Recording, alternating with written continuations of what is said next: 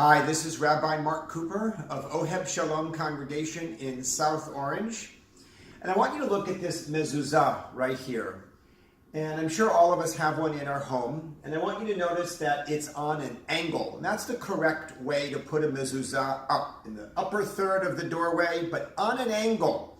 I guess the question is, why do we put a mezuzah at a 45-degree angle? And here's the answer. Because there was a dispute over whether it should be horizontal or vertical. Rashi, the great commentator from the medieval period, said it should be vertical, pointing toward heaven.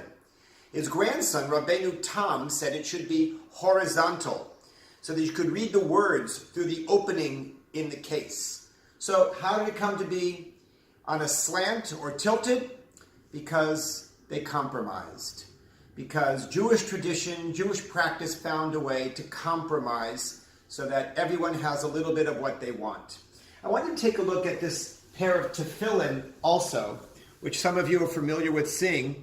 This one that we put on our head has 4 compartments, and this one that we put on our arm has 1 compartment, and that's because the tefillin shel rosh contains 4 passages on 4 separate pieces of parchment in 4 containers within the box. And the one that we put on our arm, it contains the same 4 passages on 1 parchment in 1 single container. And why is that? Same reason.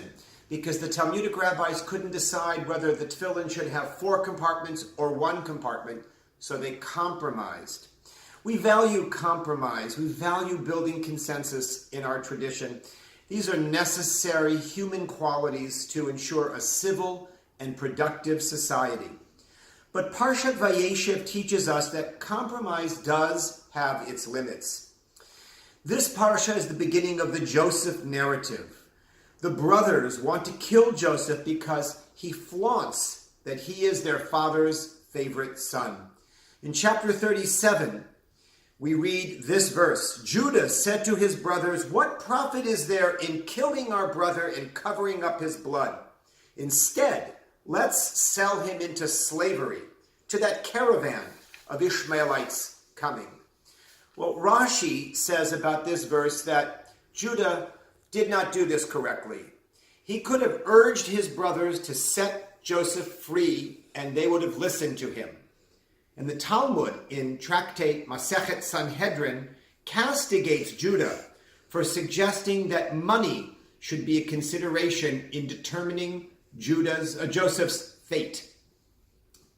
In other words, while Judah clearly wants to save Joseph, he should have fought with all his passion to free his brother instead of compromising his own beliefs and suggesting that he be sold into slavery.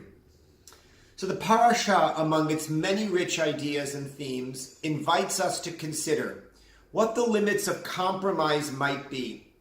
We can compromise on many things in life, but perhaps when it comes to our most deeply held values and beliefs, such as the sanctity of life, the value of life itself, should we not stand our ground?